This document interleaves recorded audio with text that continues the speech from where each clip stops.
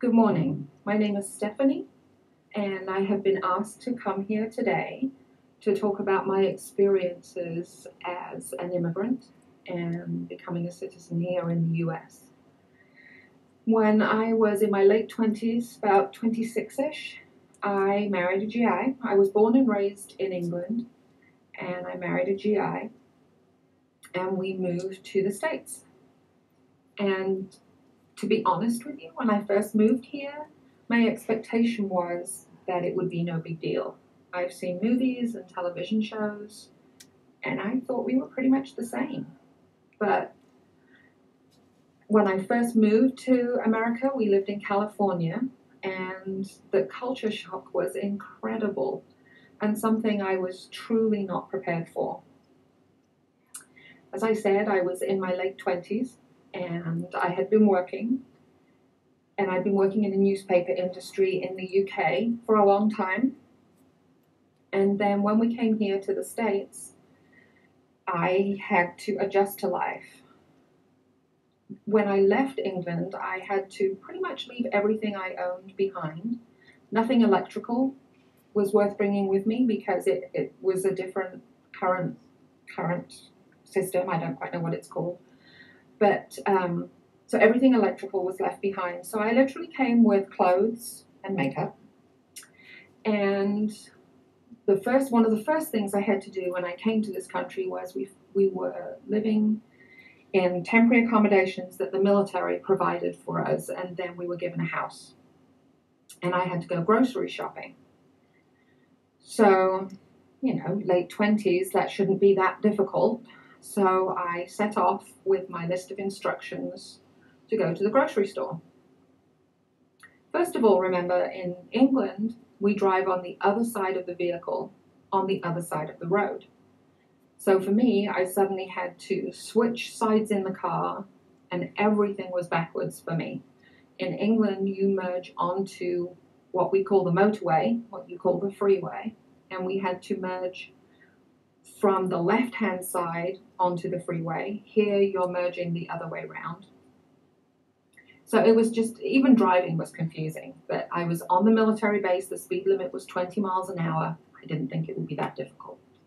I had my instructions written down on a piece of paper, turn by turn, so I couldn't get lost, and even had them written down in reverse, so I could find my way home. Set off to the grocery store. First of all, when I arrived at the store, I'd never seen anything so enormous in my entire life. The size of the grocery store was incredible. I was just overwhelmed with, I'll be here for a week trying to find my groceries because it's so huge. And then when I actually went into the store, I got what I call a trolley and what you call a cart. So already I'm confused. I walk into the store, and initially it's the fresh fruit and vegetables, which was no challenge. I know what they are.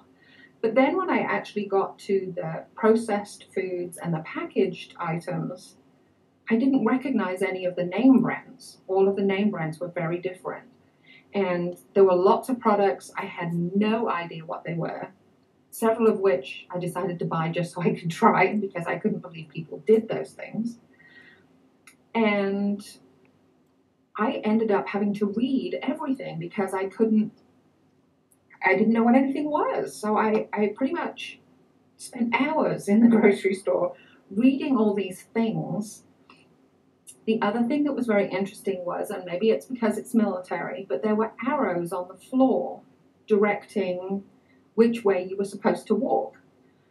And being the little rule follower that I am, I had to follow the arrows. So again, if I missed anything on an aisle, you couldn't just turn around and go back. You had to follow the arrows and make a big double circle. But anyway, several hours go by.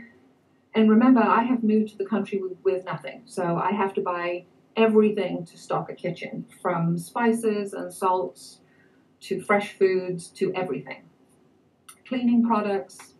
Had never seen some of the cleaning products that you have. Had no idea where you would use them or when you would use them. But eventually I figure out everything. I have my cart filled to the brim with bits and bobs. And then I go to pay. And again, it's just this enormous grocery store. So picture my life with a grocery store, maybe with 6 or 8 lanes, being pretty big for me. And then I come to a military base, and I'm not sure how you're checking out. So I stand at the corner of an aisle for a while and watch until I figure out you seem to form one. Well, Americans, first of all, don't seem to form lines and wait in turn for things, which is hugely important culturally in my country. But eventually I figure out you form a line that wiggles to the front in this big long S shape. And once you get to the front of that line, then you look at all of the checkouts, what I would have called a cashier, but all the checkouts until one becomes available, and then you go to it. Well, this was very stressful because what if I missed one, and what if people got cross with me because I wasn't moving fast enough, because everybody seemed in a terrible hurry. So eventually I worked my way through the line, hoping and praying that nobody wants to chat with me, because at this stage of the game, everybody seemed to be talking so fast, I didn't understand what was being said. So I get to the front, eventually get to my line where I'm ready to pay, and I'm putting all the food up on the conveyor belt for it to go through. And the girl ringing the checkout says to me, "Do you want paper or plastic?" I have no idea what she means. No idea what she's asking me. So the anxiety is starting to come up now because I don't know what the question means, let alone an answer. So then I say, I think I have it. I think she means, are you paying paper in terms of cash? Or are you paying with plastic, a credit card? So I think, okay, I've got this figured out. I'm writing a check. So it's neither one of those. So I said to her, I'm writing a check. And she made a very quick, paper or plastic. So now I'm really nervous because obviously that wasn't the right answer. And I'm still not sure what's going on. So at this point then I decide I'll mime to her. Maybe it's the way I'm saying it. So then I'm gesturing, I'm writing a check.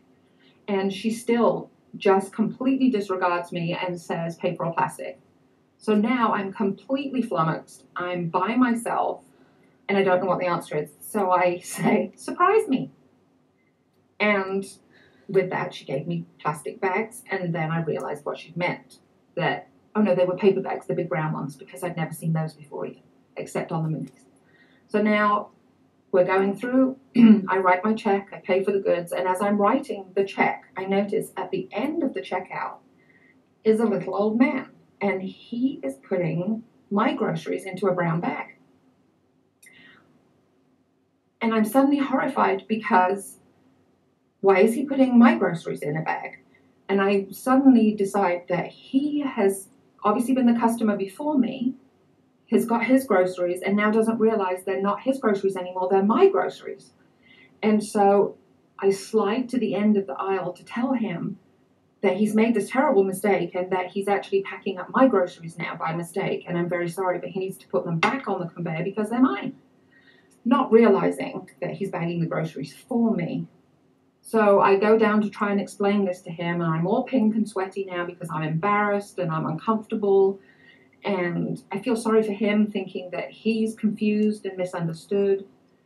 Well, obviously, we have a little interchange, and I suddenly realize as I'm talking to him that every checkout has a little old man standing at the end of it. And they're packing the groceries up, which again, I had never seen before. So I go back, I finish paying, and then as I'm paying and he's putting all my groceries into another cart, I don't know what to do with the one I now have in my hands that's empty. But then I also realize I have to take him with me to my car because apparently all these old people are pushing the groceries with the customer outside. Well, now I really don't know what to do because culturally for me, he's older than I am and he is a man, so I should walk behind him.